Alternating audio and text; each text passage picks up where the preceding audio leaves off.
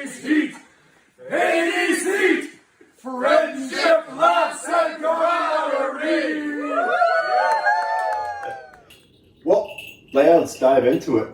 Let's dive into Clubber Lang versus Jack Burton. Yeah, the tournament rules, I'm going to put them on the screen right now because we get tired of repeating them every time. So here they are on the screen. Those are the rules. And let's go. Well, I think last episode we went myself, yourself, the big man over there. Let's put it in reverse order. Jacob, take it away. Okay, so Clubber Lang, correct me if I'm wrong, his character was kind of based off Mike Tyson, no? No, it was like Sonny Liston and she was based off of 3, but no, it wasn't Tyson. It wasn't Tyson? No. Oh shit, well I'm sure those other guys were pretty tough too.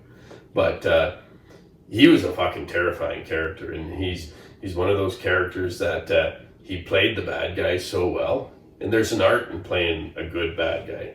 And he just came off as just vicious and ruthless and like jacked, like sauce to the gills, I'm sure. But just a machine. Like he's a fucking killer. And the fellow he's fighting, the Big Trouble in Little China guy, was Jack Burton. Was that his name? Yeah. So he was more of a comedic character. Like the movie, it was an action movie, but it was a funny movie. So. Yeah, like his fight scenes, like there's a lot of comedy thrown in there, and he was a guy that used firearms quite often, and any of the fight scenes, like they were kind of tongue in cheek, and I just think his character, if I'm going off the character alone, and if that guy was placed in the octagon with a killer like Clubber Lang, I don't see any other outcome other than Clubber Lang just pummeling him to death. Like he just. I know we're in the early stages, we're in the early rounds here, and the matchups aren't always fair, but I think this is not unlike Matrix and Kyle Reese. I think this is very one-sided, and I think Clubber Lang just freaking mops the floor with him. And, I'm curious to hear what your guys' thoughts are, but I think this is very one-sided again. Clubber Lang for the win. 1-0 already. Matrix versus Kyle Reese. Check the previous episode for that, guys, if you haven't seen it already. Interesting little bout. Who's next? Go for it, buddy. You want me to go? Sure. Okay. Clubber Lang. Clubber Lang is like a professional boxer. Not only that, he's a killer, this guy. Like, I think Mickey, even Rocky's trainer, even says as much. This guy is a killer. Like, he's not like any of the other guys you've faced. This guy's just different. And you see him training, and he's just constantly training. Like, he's just a warrior, this guy, like a born animal fighter. He's not there for the glitz and the glamour. He's there to cause pain. My prediction, pain. Mm-hmm. My prediction. I thought you would have gone with Lang. Really? King of the dad jokes. My prediction for Jack Burton, extreme pain. Jack Burton, we don't really see him fight. We see a little bit at the end where he shoots a gun into the air and he's really dumb, so he shoots a fucking plaster ceiling above him, and then it all crumbles down, hits him on the head and knocks him out. And then everyone else is fighting and he's just laying there doing nothing. He's kind of useless, actually. He's a trucker. This guy's not a fighter. He's not a warrior. He's an action hero, I guess. I don't know whether he's even qualified or not to be in this fucking tournament. Respect though, good move though, because he was definitely outnumbered by all those little martial Asian arts, dudes. like ninjas and Raiden from Mortal Kombat times 3. Yeah. Hey, you could fight with him and probably get your ass kicked, or you could pretend to get hurt and just play dead. And then you could survive. It's like when Jerry the King Lawler in the Royal Rumble, didn't he go under the ring? Like he checked into the Royal Rumble, then he quickly went under the bottom rope and hid under the ring while everybody else fought, and then at the end he came out. He didn't win, but good strategy. I think we even used that one time in a battle royal in the Cloverdale, BC. Cloverdale, BC. Yep, we made it to Yeah. about the final 5. But we That went strategy. under the bottom rope and hid over by the bleachers. We And did. then came back in at the end. Yeah, I had a dislocated elbow. when That's that happened. right. So I ran into the ring. Ran out. Well, no, you hopped over the rope yourself because you were intimidated by Sig. Zig. Zig. And so, Yeah. so we went in the ring, and McCune sees Zig and the size of Zig, and he self-eliminates himself by jumping over the top rope. and then he's out. And then I got super kicked in the face and went Yeah, flying over. Jake was trying to get out as well. And then these two guys grabbed him. And you got super kicked and dragon suplex. And I was like running to the back, and I looked back to see where Jake is. I'm like, Yeah. Guys, if you don't know, these two used to be pro wrestlers on the Yeah. on the Calgary Stampede circuit there. So Yeah. that's what they're talking about there. Do you have videos of that, by the way, of that particular match? Not that match, no. Not that one. That was a battle royal. I wish I could have seen that, man. Yeah. long time ago. Yeah, but I don't think it's even close. Like I said, Clubber Lang's a born warrior. Jack Burton, although I actually enjoy it. I know you don't like that movie. I really love that movie. And Guy is funny. It's an iconic role for Kurt Russell. But he ain't the warrior Clubber Lang is. And I'm not going to labor it anymore. Clubber Lang 2-0. Boom, done. Mm-hmm. Well, I mean, that's basically it. But yeah, I mean, we talked a little bit last episode about how Kyle Reese was such a great character, but just kind of got undersold. Mm-hmm. Mm-hmm. And the same is said for Clubber Lang. Like, you're looking at Rocky, the Rocky franchise, which obviously has Rocky. Mm-hmm. You've got Mick, which is just an incredible character. Paulie, just an incredible character. Mm-hmm. Adrian, incredible character. You've got the incredible Apollo Creed. You've got the iconic Ivan Drago. You've got 6 massive, massive characters that are forever loved and remembered. Clubber Lang is just as good. He just doesn't get the same because of all these other characters. Yeah. The Clubber Lang character is so well played. Mm-hmm. He's ruthless. He's vicious. He's a killer. He's a freaking sociopath. I mean, he pushes an old man to the point that the old man has a heart attack and dies. Doesn't even blink an eye. He doesn't even care. Mm-hmm. He's freaking insulting the heavyweight But champion. his tactic worked. His tactic worked. He's insulting the He won heavyweight. too. Yeah, insulting the heavyweight champion of the world's wife, whilst the champion is being honored by City Hall. Mm-hmm. You want to see a real man? You come to my place. I'll show you a real man. Yeah. Like, this character is awesome. Brilliant. Mm-hmm. And he doesn't get the credit that he deserves. Yeah. I think in the lore that is Rocky. Well, you think of Thunderlips, yeah. Well, you think of both of them, but that one. I don't know. Like I because I follow some like I have all these collectibles, right? Mm-hmm. And there's a lot of Rocky collectibles. So I mix in some circles. Like I review these, by the way, these kind of statues and whatnot. Feel free to check out my other channel, CalosHoops808. But we mix in certain circles, and there's a lot of Rocky fans that I converse with, and people love Clubber Lang for those reasons. Yeah. He's understated. He's a freaking amazing character. People love Clubber Lang. He just got a lot of love in certain circles. In certain circles, I just don't feel like.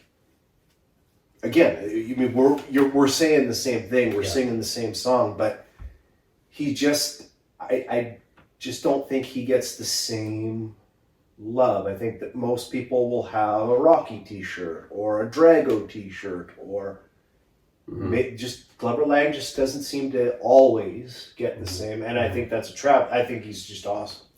The training montages are great. The guy's a beast. He's a killer. I would. Well, the Rocky 4's training montages were phenomenal, but Rocky 3's were close. Running on the beach. Yeah, it gave us Eye of the Tiger. Yeah. Rocky 3 gave us the song Eye of the Tiger. Have you ever tried running on the beach? Yes, of course. It's a motherfucker. Of course I have. Yeah, I understand why him and Apollo were doing it, because that shit isn't easy. No. So I got to go with, it's Clubber Lang. 3-0. Clean sweep, boom. I mean, Jack.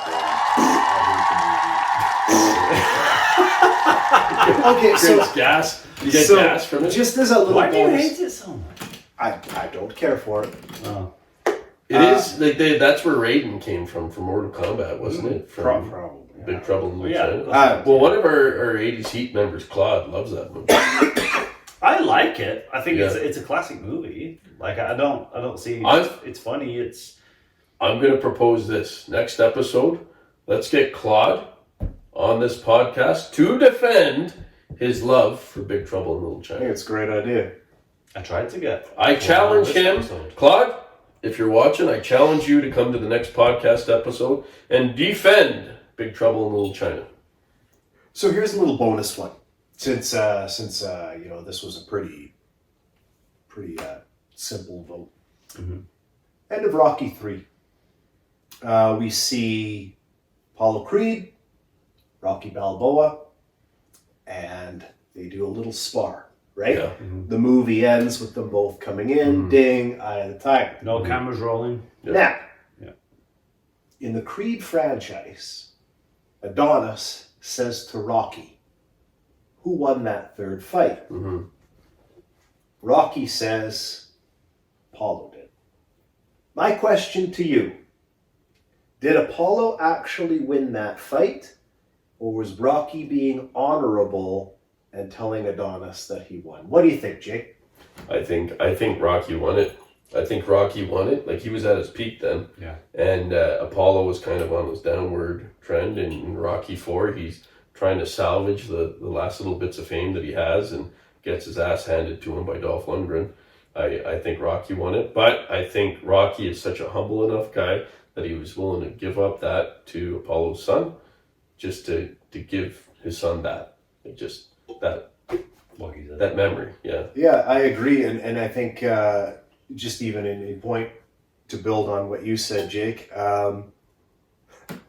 you really think Apollo Creed, and anybody that knows me knows how much I love the Apollo Creed character. Yes. There is not a chance that if the Apollo Creed character had won that fight, that he wouldn't have shouted from the rooftops that he won that fight. Yeah. Because that's what Apollo Creed would have done. Yeah. And so the fact that he never did it, Yeah. the fact that it was never made public or disclosed, I agree. I think Rocky won that third fight too. But I love that scene. And if you watch, like, this is going into the recent Rocky movies, the Creed movies, the one where he fights Ivan Drago's son. Yeah.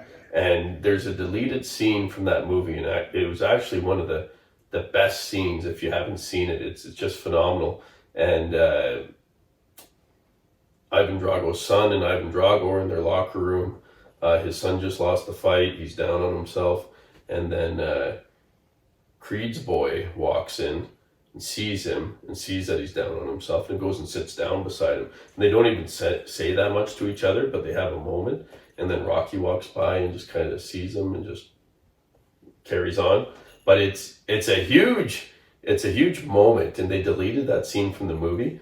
And you can pull it up on YouTube, but it's actually a phenomenal scene, and I think you have to see it to understand it. I've seen it. Have you seen it? It is a great scene. I know exactly. I don't know why they deleted that. Because even Dolph Lundgren in that movie, like the proud Ivan Drago, like he sees that and he's just kind of leaves him be, like just steps away, and just the respect for each other as warriors, and even though they hated each other's guts walking into that, like it was unbelievable. I mean, the Rocky franchise is well represented here. We've already got Balboa, who's advanced. Yeah. We've already got Clubber Lang, who's advanced. Ivan Drago yet to come. I mean, The Rocky franchise, one of my favorites. I'm going to be very bold here. I can't possibly see Ivan Drago losing a first-round matchup in this tournament. We'll see who he's up We'll against. see who he's up against, but I mean, Freck.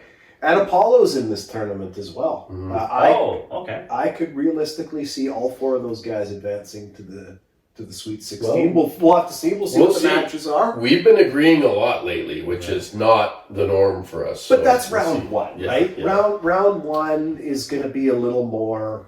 You're going to get a couple of one-sided matches, right? Because Yeah. That's just, it's like a tournament in anything, right? You look at an NCAA tournament. When we get down to the last few, that's when it's going to start to get a little bit real. There may be fist fights amongst our group.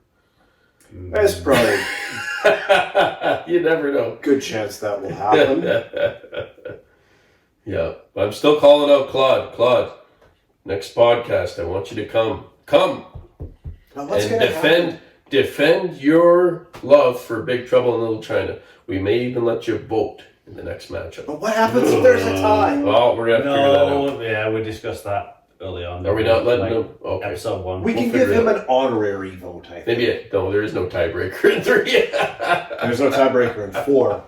That's right. Okay. Yes. Well, we'll figure We'll figure it out. Figure something out. You guys will love Claude. Yeah. Yeah. He's much better than Luke. Yeah. Yeah. We never cared for Nobody Luke. likes Luke. Really. Yeah. I don't. Yeah. I Don't want to keep bringing him up. I guess this would probably be that time where we wish, legitimately, as much as we be sarcastic around here, legitimately thank you to our viewers. We wish you all a very Merry Christmas. Yes, except for Luke. Yeah. Except for Luke. Except for Luke, yeah. We wish everybody else a Merry Christmas. Screw you, Luke. Have the worst Christmas ever. I hope Santa doesn't come for the encore or the original time. I don't bring you tidings and joy.